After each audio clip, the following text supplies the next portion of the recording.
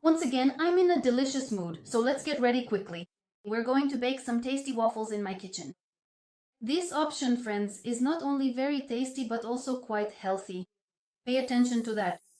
There's a lot of protein and little sugar here. Nevertheless, the taste turns out to be quite balanced and very pleasant. I recommend saving this recipe. Let's agree on this right away.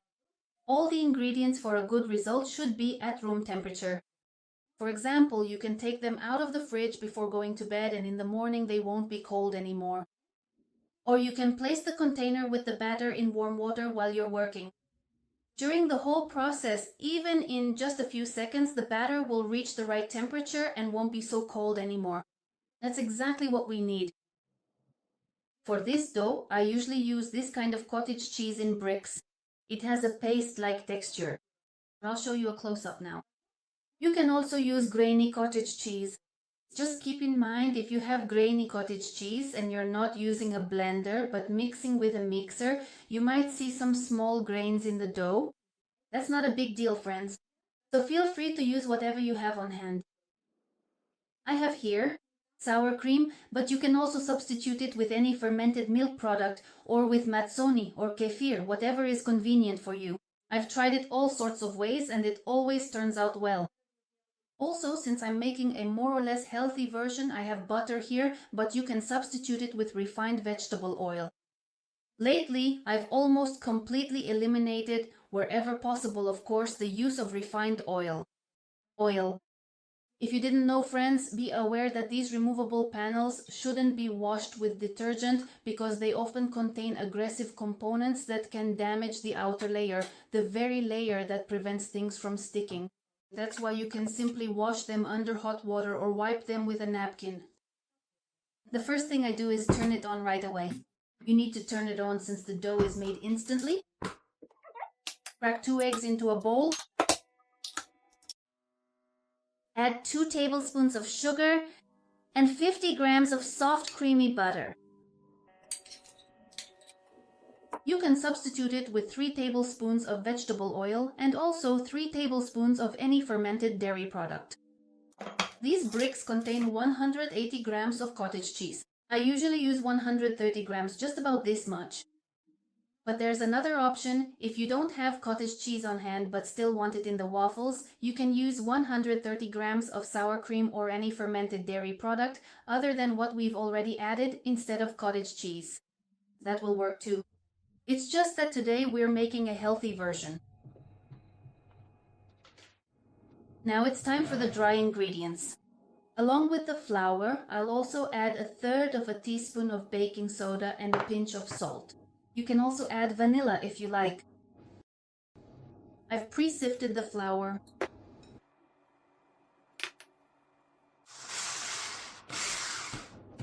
You don't need to knead or beat this dough for a long time. After adding the flour, over-mixing will make our dough rubbery, so once everything is combined, that's enough. If you noticed, I worked in short pulses. This is exactly why. This is the fairly dense dough we end up with. Look at how lazily it drips off the whisk. The density of your dough may vary a little, plus or minus, but that's not critical. Again, if you want a completely smooth texture, you can blend all the ingredients together with an immersion blender before adding the flour. But since we're making the quick version, we don't pay any attention to that. It will turn out fine anyway. I've decided to add one more ingredient here. I add it very often, especially when I make this in the mornings. It's a mix of seeds.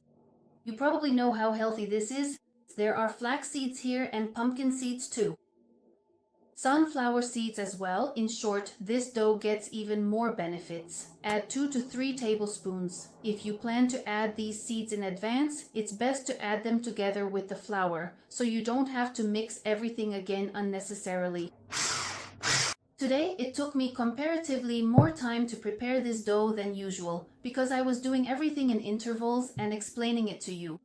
But in reality, it all takes just a few seconds. I hope that's clear and obvious already. I put a heaping tablespoon of dough in the center and close it up.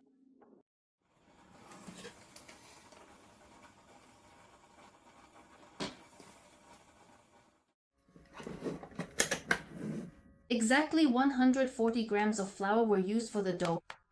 Visually, that's about this much, friends. The glass holds 250 milliliters.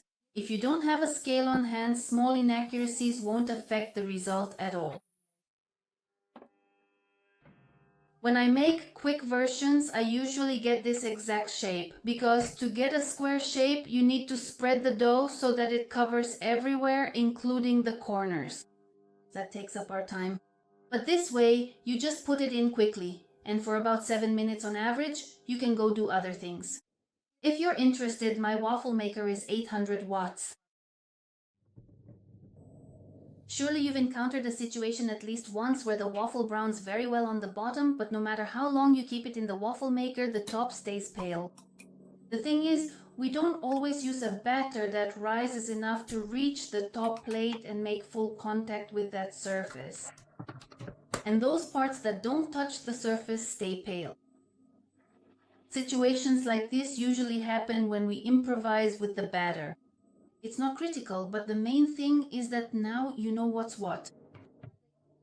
Each one weighs about 40 to 50 grams. And as for how they turn out, as I already mentioned, they're quite light, not fluffy.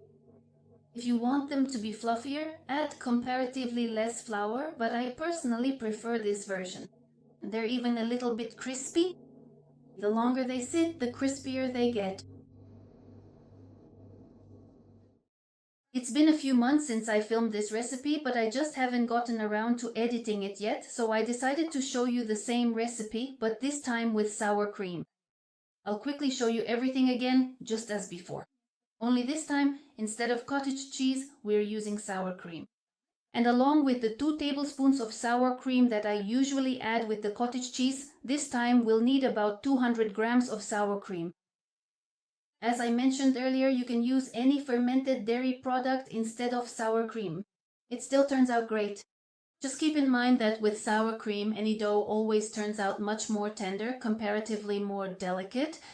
But if you use, let's say, kefir or matsoni, your dough will be fluffier. As for the butter, many people think that if food is considered healthy, then there shouldn't be any fats in it. But know that healthy fats are not only needed, but essential in your daily diet. Only healthy fats, not refined oils. Without fats, you won't have a proper and healthy diet. They also have a pleasant melt-in-your-mouth texture. I really love that. That's why I love them so much. When I was developing this recipe, I kept that in mind as well.